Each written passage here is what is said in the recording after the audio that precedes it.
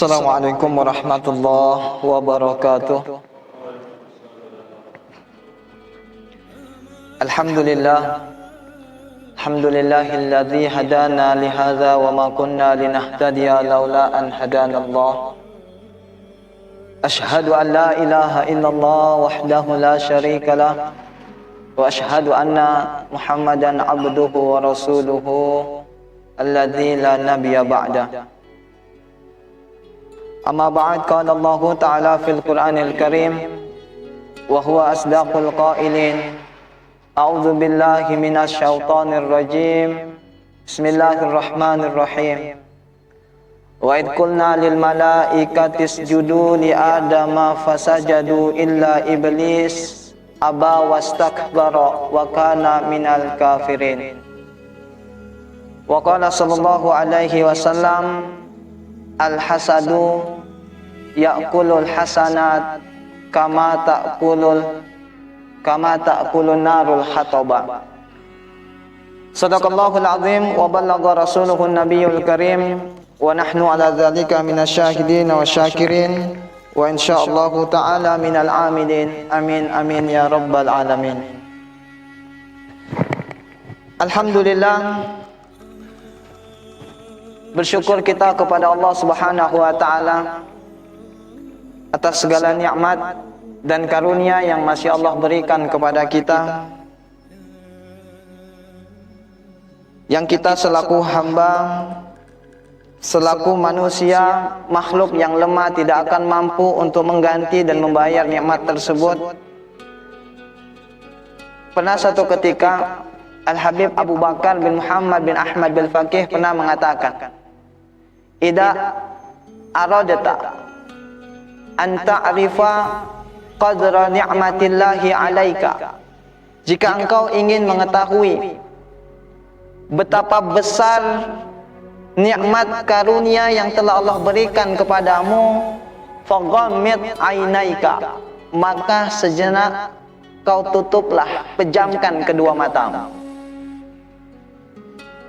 Barangkali dari seluruh anggota tubuh yang Allah berikan kepada kita di hari ini, alhamdulillah Allah berikan kepada kita semua anggota tubuh yang sehat walafiat, lengkap, sempurna, tanpa ada kekurangan sama sekali.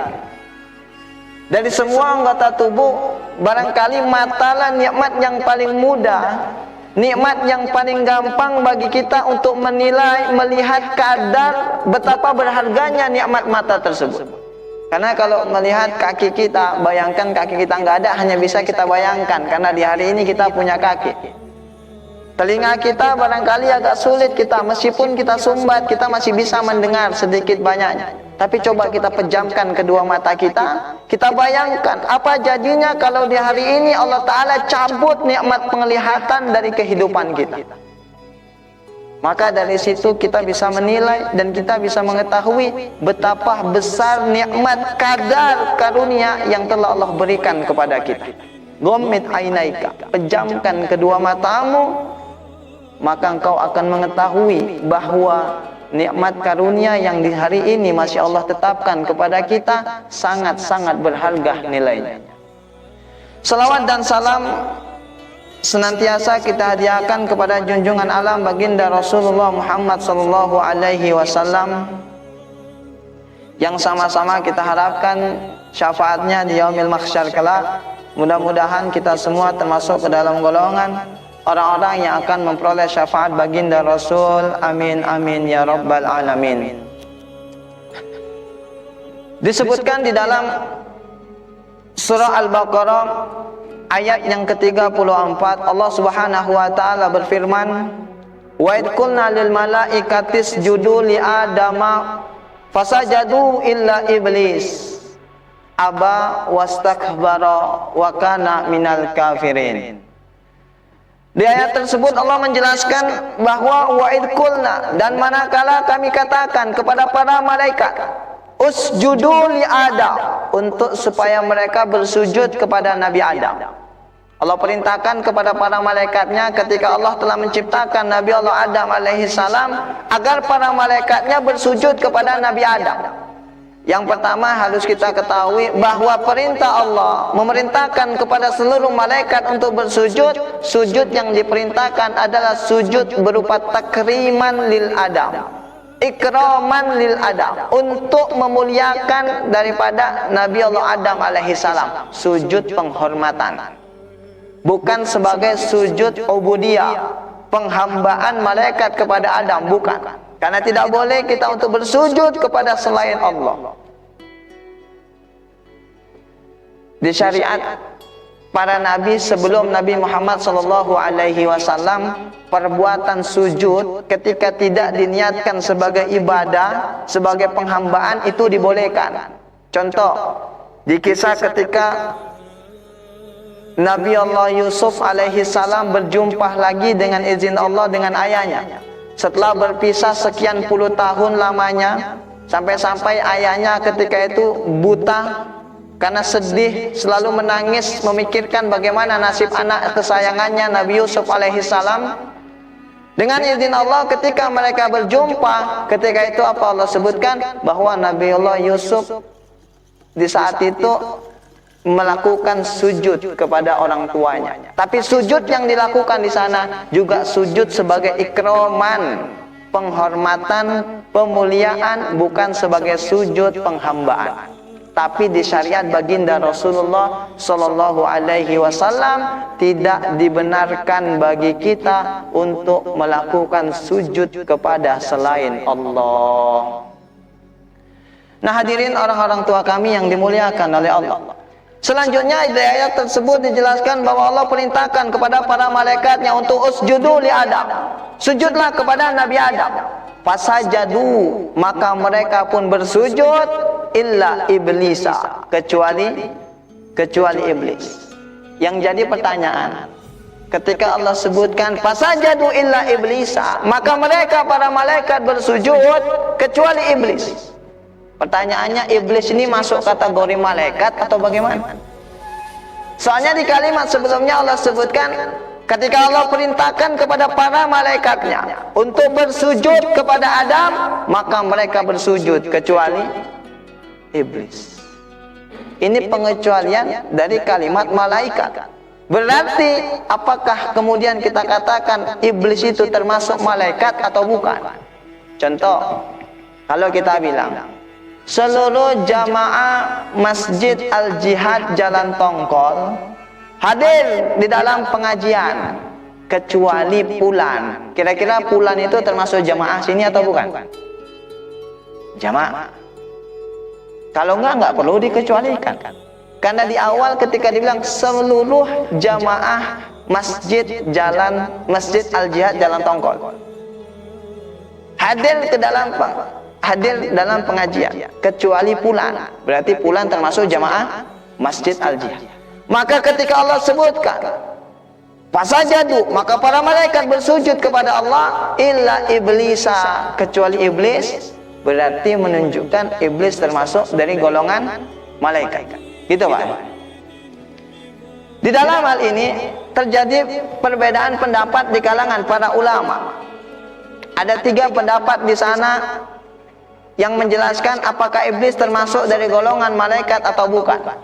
Pendapat yang pertama mengatakan annahu minal malaikah. Iblis itu termasuk dari golongan malaikat. Apa dalilnya? Dalilnya ayat tadi.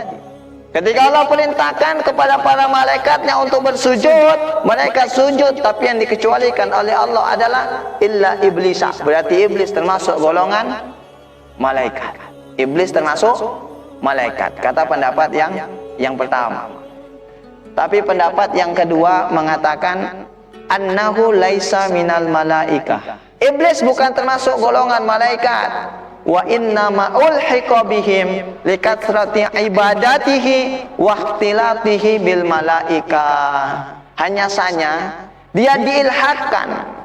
Dia bukan termasuk golongan malaikat. Tapi kemudian dianggap seolah-olah daripada golongan malaikat likathrati ibadatih, karena saking banyaknya ibadah yang telah dilakukan oleh iblis, waqtilatihi bil malaikah, dan dia sering bercampur baur dulunya dengan para malaikat.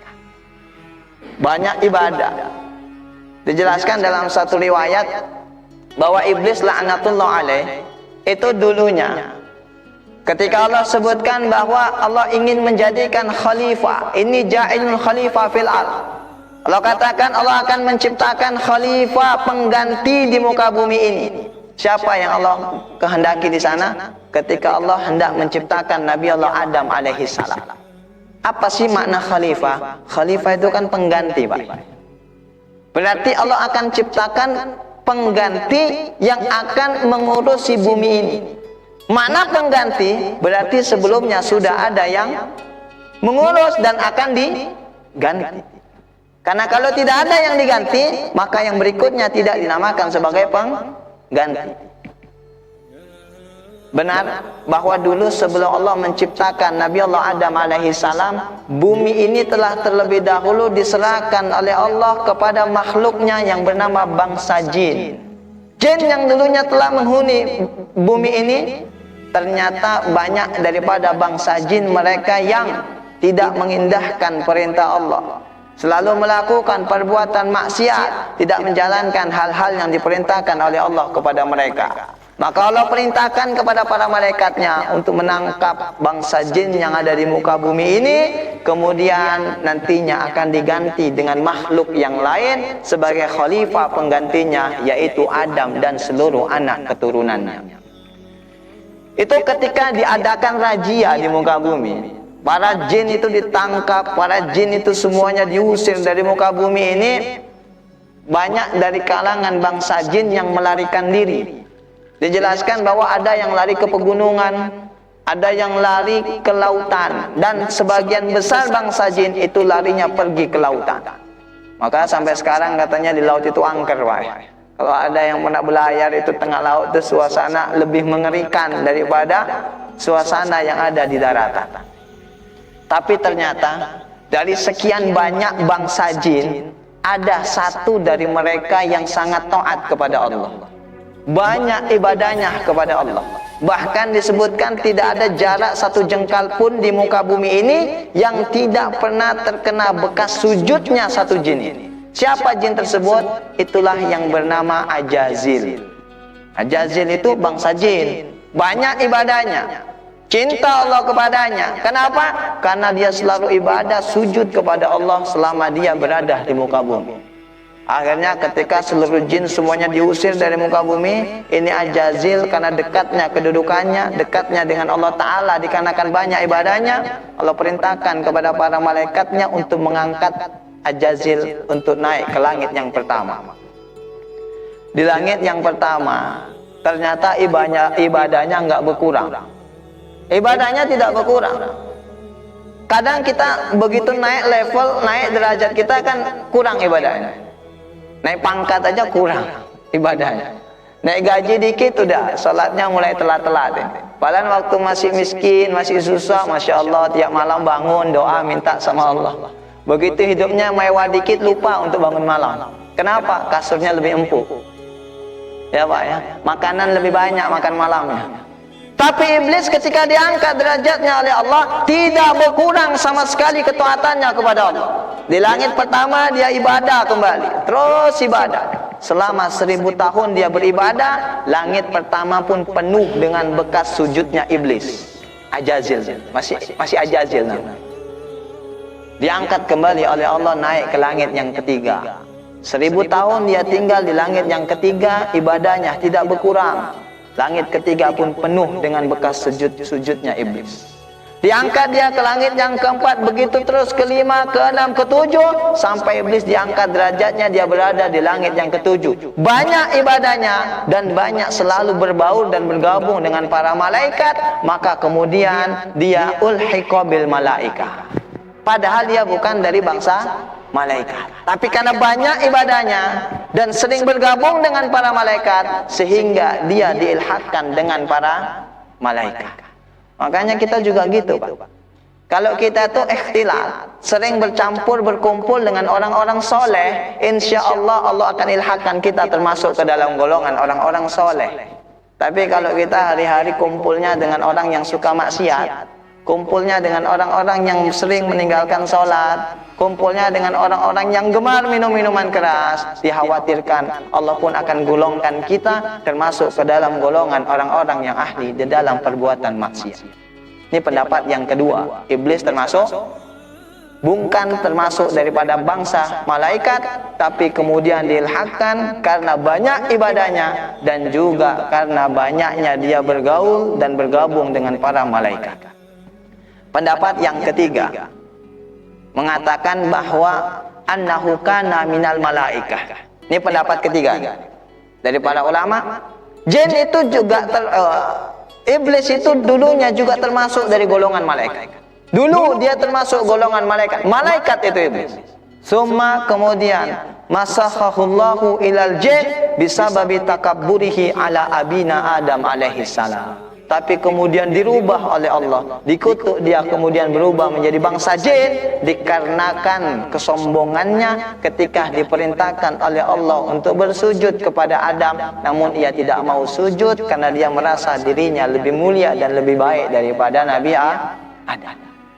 Jadi kalau misal ditanya orang, iblis itu malaikat apa bukan? Di sana terjadi 3 perbedaan pendapat di kalangan para ulama. Pendapat pertama mengatakan dia termasuk malaikat dengan dalil ayat Quran tadi, Allah perintahkan kepada malaikat dikecualikan iblis di sana. Pendapat kedua dia bukan malaikat, tapi karena banyak ibadahnya dan juga karena selalu bergaul dan berbaur dengan malaikat, kemudian dia diilhaqkan dengan malaikat. Pendapat yang ketiga, dulunya dia termasuk malaikat, tapi kemudian dia dimusakh. Masakh itu artinya dikutuk, dirubah oleh Allah kepada bangsa jin. Dan apa sebabnya? Karena dia takabur, sombong ketika diperintahkan oleh Allah untuk bersujud kepada abina Adam alaihi salam.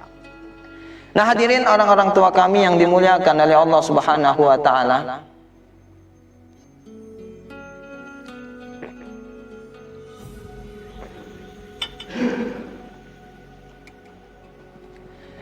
Dari kisah yang terdapat di dalam ayat ini, bahwa ketika Allah Subhanahu wa taala perintahkan kepada para malaikatnya untuk bersujud kepada Nabi Adam alaihi salam, namun kemudian iblis tidak mau bersujud, aba wastakbara wa kana minal kafirin. Di sana kemudian Allah naskan, Allah cantumkan dan Allah tentukan mulai di saat itu iblis termasuk daripada orang-orang yang matrudin, orang-orang yang tertolak, orang-orang yang tidak akan pernah untuk mendapatkan rahmatnya Allah Subhanahu wa taala. Padahal setelah iblis diusir dari surga disebabkan kesombongannya kepada Nabi Adam alaihi salam, tidak berapa lama setelah itu Abuna Adam ketika dia berada di dalam surga, dengan sebab godaan dan rayuan iblis, dia pun kemudian melakukan satu kesalahan ketika Allah larang kepadanya untuk jangan mendekati pohon, satu pohon yang terlarang. Dia tidak hanya mendekatinya, bahkan ia makan pohon tersebut. Tapi perbedaan antara kesalahan yang dilakukan oleh iblis dan kesalahan yang dilakukan oleh Abuna Adam alaihi salam adalah ketika iblis melakukan satu kesalahan, yang melakukan satu perbuatan yang dilarang oleh Allah Ta'ala, diperintahkan untuk sujud namun dia tidak mau sujud, di saat itu dia aba wastakbar, enggan bersujud dan dia merasa sombong. Ketika dikeluarkan dari surga, dia bukan memohon ampun istighfar kepada Allah, dia malah menantang bahwa karena sebab Adam kau keluarkan aku dari surga, maka anzirni, panjangkan umurku sejak hari ini, aku akan goda seluruh keturunan Adam sampai hari kiamat, sehingga tidak ada dari mereka yang akan takwa kepadamu melainkan hanya sedikit. Diusir oleh Allah dari surga, melakukan perbuatan kemaksiatan, tidak patuh terhadap Allah, dia tidak istighfar, tidak sadar, tidak mau merendahkan dirinya. Berbeda dengan Abuna Adam. Ketika Abuna Adam melakukan kesalahan, dia memakan buah yang dilarang oleh Allah untuk jangan mendekatinya, Apa kemudian yang dilakukan oleh Abina Adam? Ketika dia diusir dari surga, dilepaskan seluruh bajunya, dia diturunkan ke muka bumi, dia selalu istighfar, memohon ampun, merasa dirinya memang benar-benar bersalah dan bertaubat kepada Allah. Maka setelah sekian puluh tahun dia memohon ampun kepada Allah, dengan izin Allah, ketika dia sampai di kota Makkah, dia memohon ampun kepada Allah biwasilah ismi Nabi Muhammad sallallahu alaihi wasallam. Allah berikan keampunan kepadanya dan Abuna Adam kelak akan kembali menjadi penghuni surga.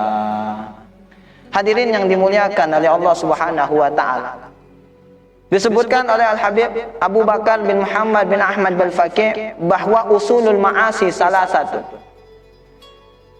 Asal-asalnya maksiat itu terdapat di 3 sesuatu. Asal maksiat, seluruh kemaksiatan, apapun bentuk kemaksiatan, baik minum-minuman keras, berzina, mencuri, memakan sesuatu yang bukan haknya, meninggalkan sholat, meninggalkan puasa, segala kemaksiatan, sumber dan asalnya itu hanyalah 3 kemaksiatan. Apa 3 kemaksiatan tersebut?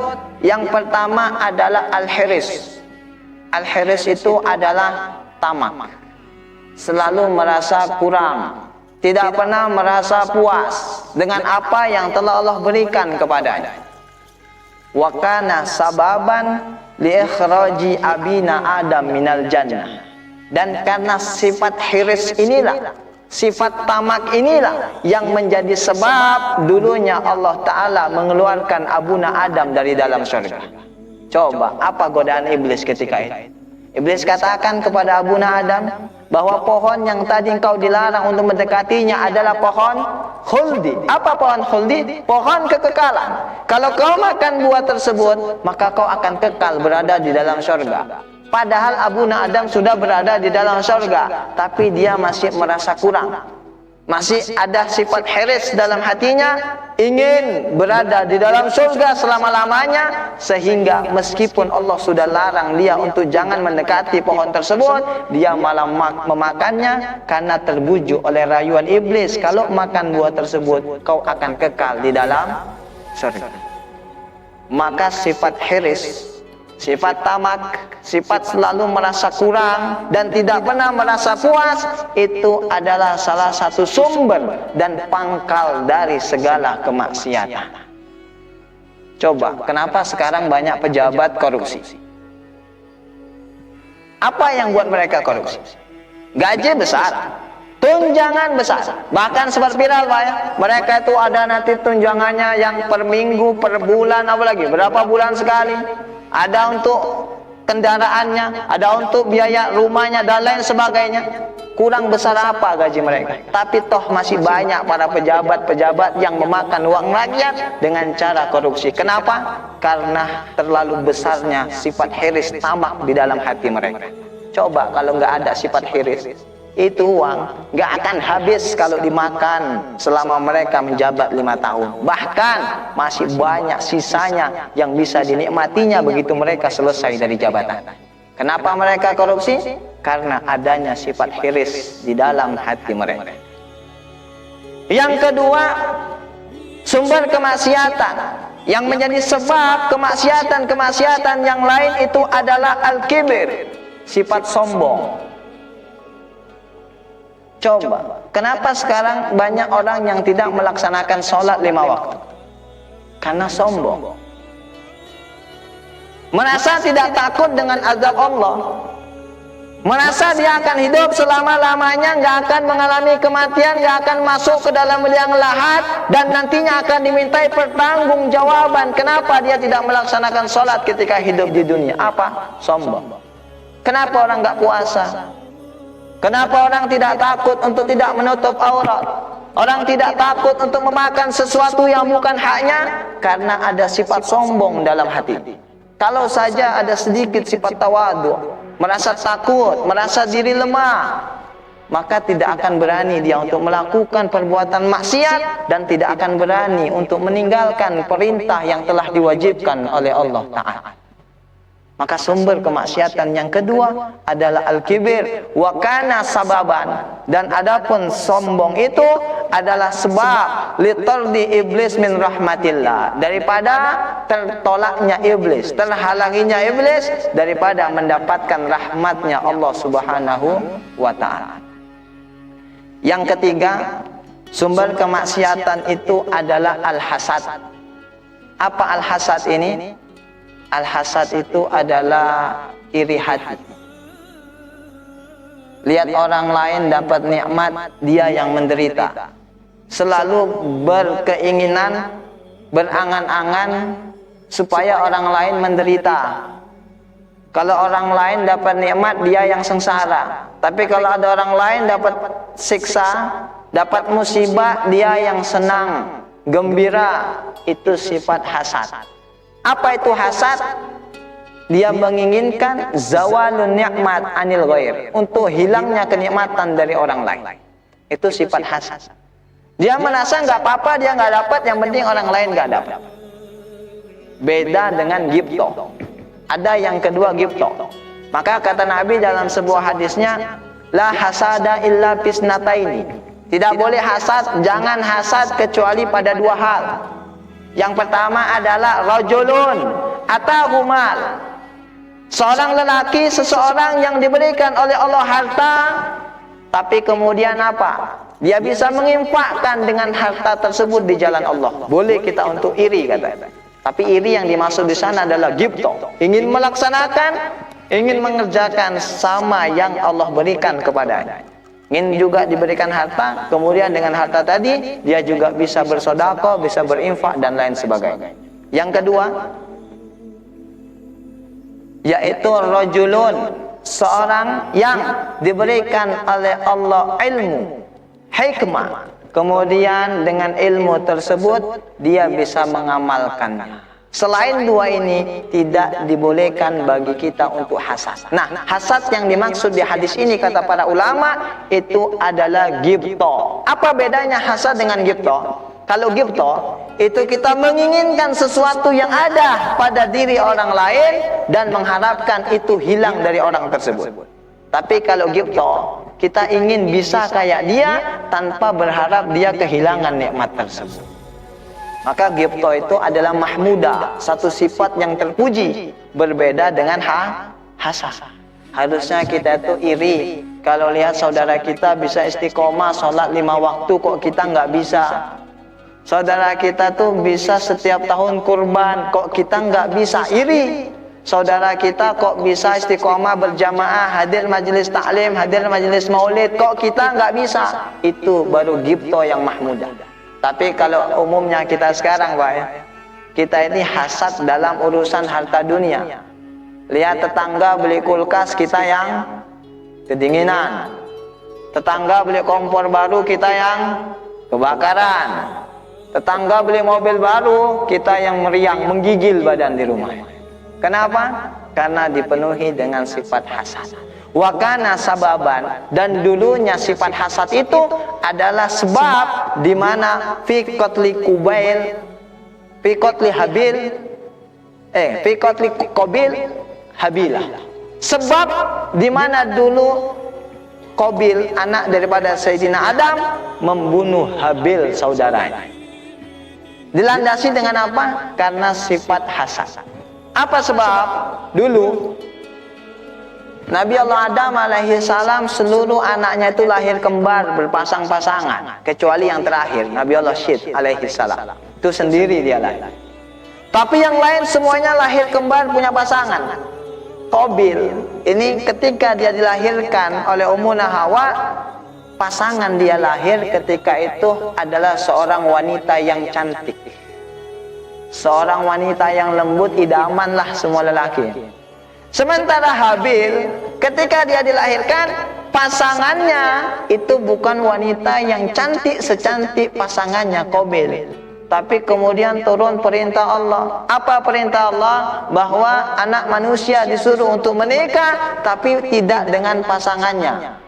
Qabil diperintahkan menikah dengan pasangan Habil, dan Habil diperintahkan oleh Allah untuk menikah dengan pasangannya Qabil. Maka Habil ketika itu dipenuhi dengan sifat hasad. Dia merasa tidak terima, pasanganku lahir cantik, kok aku suruh nikah dengan pasangan Habil. Habil lahir pasangannya tidak cantik, kok disuruh nikah dengan pasanganku yang cantik. Karena didasari sifat hasad dalam hatinya, itu yang menjadi penyebab kemudian dia membunuh saudaranya Habil. Dan ketiga-tiga disebut dengan usulul ma'asi, asal-asalnya kemaksiatan, sumber dari segala kemaksiatan. Dan ketiganya adalah maksiat yang pertama yang dikerjakan oleh makhluk ciptaan Allah kepada Allah Ta'ala. Sombong adalah maksiat yang pertama dari bangsa manusia yang dilakukan oleh Nabi Adam, yang dilakukan oleh bangsa manusia ketika dia berada di langit, ketika dia berada di surga. Sombong, maksiat yang pertama dilakukan oleh makhluk ciptaan Allah, yaitu iblis. Yang kedua tadi al-hiris, juga maksiat yang pertama. Maksiat apa? Maksiat yang pertama dikerjakan oleh Bani Adam ketika berada di langit ataupun di surga. Hiris, menginginkan sesuatu yang lebih dari apa yang sudah diberikan Allah kepadanya. Maka nggak bagus. Kita disuruh untuk qanaah, untuk selalu menerima, bersyukur dengan apa yang sudah diberikan oleh Allah kepada kita. Karena kalau selalu dipenuhi dengan sifat hiris, yakin dan percaya, tidak akan pernah kita capai kebahagiaan dalam kehidupan kita. Al-Imamul Haddad mengatakan di dalam kitabnya bahwa wa in lam takun, di sana dibilang wa in tarda bil maksumi aishta muna'aman. Jikalau engkau ridha dengan sesuatu yang telah dibagikan oleh Allah menjadi milikmu, aishta muna'aman, niscaya kau akan hidup dalam keadaan bahagia, senang, selalu penuh dengan kenikmatan, hati lapang, selalu bersyukur, selalu diliputi dengan rasa bahagia. Wa in lam takun tardo, tapi kalau engkau tidak ridho, kata Imam Haddad, tidak terima, tidak merasa cukup, selalu merasa kurang, aishta bihi fi hazan, maka kau kelak akan selalu hidup dalam kesedihan. Artinya, hati selalu merasa kurang, maka kebahagiaan tidak akan pernah datang di dalam kehidupan kita. Maka sifat hiris, maksiat yang pertama yang dikerjakan oleh bangsa manusia ketika berada di dalam surga. Jangan dekati buah, jangan dekati pohon tersebut, bukan hanya didekati, tapi dimakan buahnya, karena ingin merasa lebih lama tinggal di dalam surga, ingin kekal berada di sana untuk selama-lamanya. Yang ketiga adalah hasad. Hasad juga maksiat yang pertama yang dikerjakan oleh Bani Adam, yang dikerjakan oleh bangsa manusia ketika sudah berada di atas bumi. Ini maksiat yang pertama. Apa itu? Kemaksiatan ketika Qabil membunuh saudaranya Habil. Maka setiap kejadian yang di sana ada terjadi pembunuhan, berdosa ya, setiap pembunuhan Qabil selalu mendapatkan transferan dosa. Kenapa? Karena dia orang yang pertama melakukan maksiat tersebut, sehingga apabila ada orang di kemudian hari yang melakukan pembunuhan, maka dia adalah orang yang memberi contoh pertama sekali. Karena kata Nabi, mandala ala khairin, siapa yang menunjukkan ke atas satu kebaikan, falahu ajrun kamisli ajri fa'ilihi, maka baginya adalah kebaikan, pahala sama seperti pahala orang yang melaksanakannya. Tapi sebaliknya, mandala ala syarrin, siapa yang menunjukkan kepada satu kejahatan, satu kemaksiatan, maka baginya pula dosa seperti dosa orang yang mengerjakan maksiat tersebut tanpa mengurangi sedikit pun dari orang yang melakukan perbuatan maksiat. Qabil dalam satu riwayat, dia itu termasuk daripada makhluk yang sudah dijamin oleh Allah sebagai penghuni neraka. Apa sebab? Apa dosanya? Karena dia membunuh saudaranya Habil. Berarti membunuh itu perbuatan yang jelek, Pak ya? Perbuatan dosa, perbuatan maksiat. Allah murka, Allah marah. Tapi sejahat-jahatnya Qabil, Seburuk-buruknya Qabil dulu ketika dia membunuh saudaranya didasari dengan sifat hasad, masih lebih buruk lagi perlakuan kita umat sekarang di zaman ini. Kenapa? Kalau Qabil dulu membunuh saudaranya, dia masih open dan dia masih peduli. Dia masih menyesal dengan apa yang telah dia kerjakan kepada saudaranya. Dia bawa saudaranya ke sana kemari selama 40 tahun, bingung harus diapakan saudaranya itu. Sampai akhirnya Allah kirim 2 ekor burung yang berkelahi di depan matanya, yang satu mati, yang hidup digali lubang ditanam tadi burung yang sudah mati. Kemudian Qabil tahu bagaimana cara mengurus saudaranya yang sudah mati. Tapi di hari ini berapa banyak terjadi kasus pembunuhan, bahkan tidak ada rasa penyesalan sama sekali, tidak mengurus jenazah orang yang dibunuh, malah memfitnah orang-orang yang dibunuh. Ya Pak, diputar balikkan fakta seolah-olah korban itu adalah pelaku, mereka yang terzolimi, mereka yang dibunuh, mereka yang disiksa, tapi kemudian diputar balikan fakta bahwa seolah-olah mereka adalah orang yang bersalah. Kira-kira mana lebih jahat? Mana lebih sadis? Mana lebih parah? Kejadian Qabil ketika membunuh saudaranya Habil, atau kejadian di saat ini yang banyak terjadi kasus pembunuhan, malah yang membunuh tidak merasa bersalah sama sekali, dia malah putar balikkan fakta seolah-olah dia adalah orang yang paling benar, dan yang tadi terbunuh difitnah, dicaci dan lain sebagainya. Mana kira-kira yang lebih parah ini Pak? Sekarang jauh lebih parah. Kalau Allah murka dengan Qabil ketika dia membunuh saudaranya, kemudian dipastikan menjadi penghuni neraka untuk selama-lamanya, padahal dia masih menyesal, padahal dia masih urus jenazahnya, dia masih buat jenazah dengan sebaik mungkin, dia tanam jenazah tersebut, dia pikul, dia bopong. Apa yang akan Allah perbuat bagi pelaku-pelaku di hari-hari?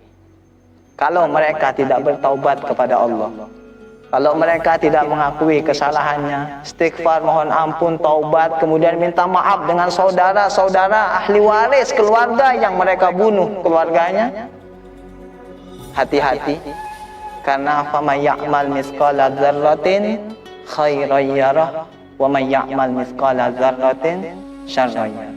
Tidak ada yang gratis hidup di alam dunia. Sekecil apapun kebaikan yang kita kerjakan, kita akan menuainya, kita akan melihat dan merasakannya, hasil dari kebaikan tersebut. Namun sekecil apapun kemaksiatan dan kejahatan yang kita kerjakan, kelak di akhirat kita pun akan merasakan dan melihat hasil dari apa yang sudah kita kerjakan di alam dunia. Hadirin, orang-orang tua kami yang dimuliakan oleh Allah Subhanahu wa taala,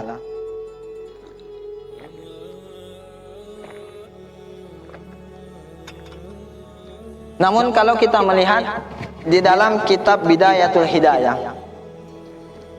Al-Imam Al-Ghazali juga pernah memberikan satu pembahasan di tengah-tengah kitab tersebut, bahwa beliau mengatakan usulul ma'asi ummul khaba'is disebut. Ibu pangkal dari segala macam keburukan itu ada 3 juga. Tapi yang di sana disebutkan oleh Imam Ghazali adalah al-ujub, yaitu ujub. Namun tidak disebutkan oleh Al-Habib Abu Bakar bin Muhammad bil Fath. La'allahu beliau dapat dari riwayat yang lain, tapi yang disebutkan oleh Imam Ghazali, salah satu dari 3 umul khaba'is tersebut itu adalah al-ujbu, ujbul mar'i binafsi. Ketika seseorang merasa bangga dengan dirinya sendiri, bangga dengan amal kebaikannya, atau bahkan bangga dengan perkara urusan dunia. Ujbul nafsi, ujbul mar'i li nafsi. Ketika seseorang itu bangga dengan dirinya sendiri, maka itu adalah alamatun, satu tanda bahwa tidak ada kebaikan di diri orang tersebut. Allah cinta terhadap orang yang buat ketaatan.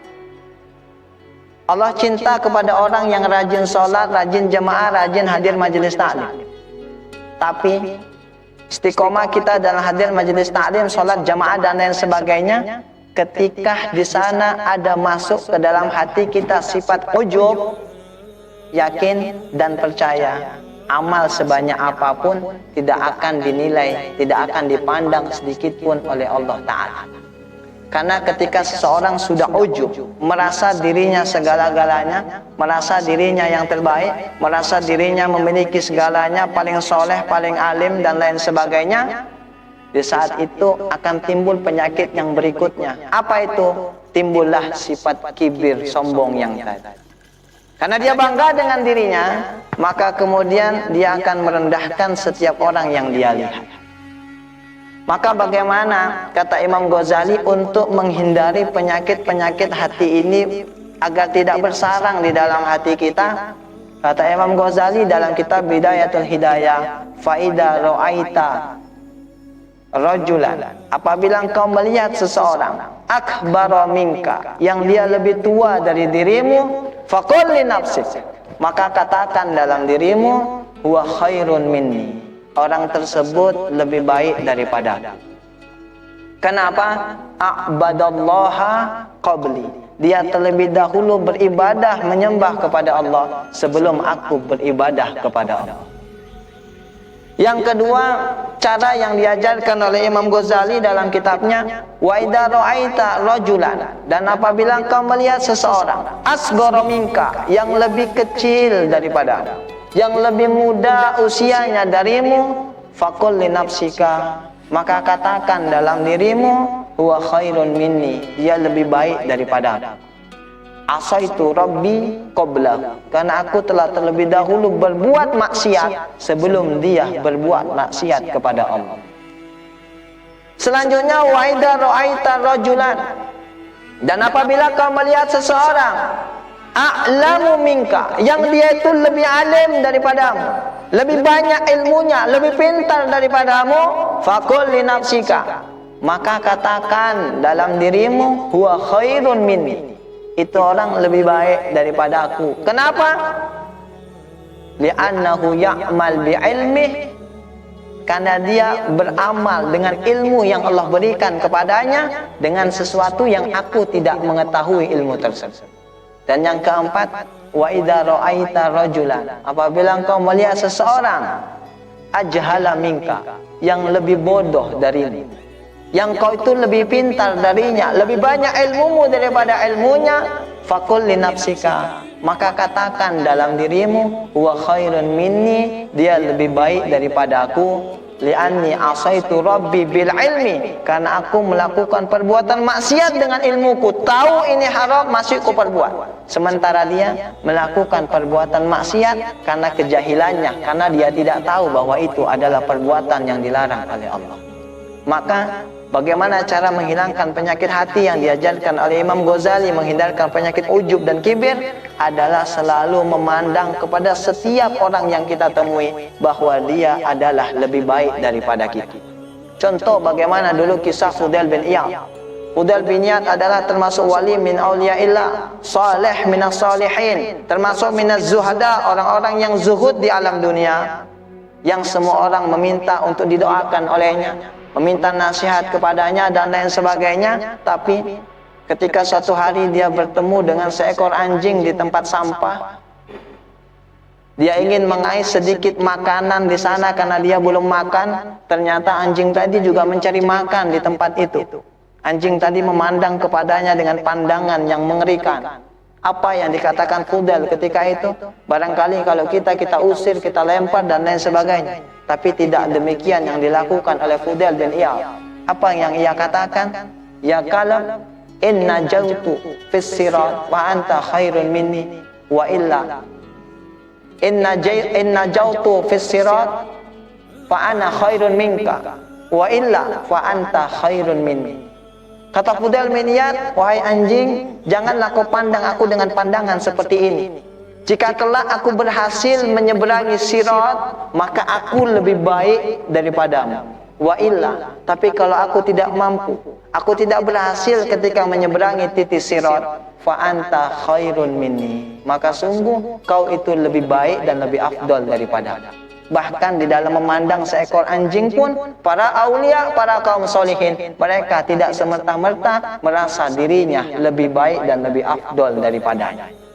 Maka ini beberapa kaifiat yang diajarkan oleh para ulama, guru-guru kita, untuk sedikit membersihkan daripada penyakit-penyakit hati yang bersarang di dalam hati kita. Karena setiap kemaksiatan yang ada itu bisa dilakukan, sumbernya hanya berdasarkan dari tiga. Semuanya, ketiga perkara tersebut adalah maksiat-maksiat batin, yang itu semua merupakan penyakit-penyakit yang ada di dalam hati kita. Hadirin, orang-orang tua kami yang dimuliakan oleh Allah Subhanahu wa taala, mungkin kadar demikian penyampaian yang dapat kami sampaikan. Ada baiknya datang dari Allah, salah dan kekurangan datang dari kelemahan kami sendiri. Kepada hadirin kami mohon diperbanyak maaf, dan kepada Allah mari sama-sama kita mohon ampun. Akhirul kalam, billahi taufiq wal hidayah. Wassalamualaikum warahmatullahi wabarakatuh.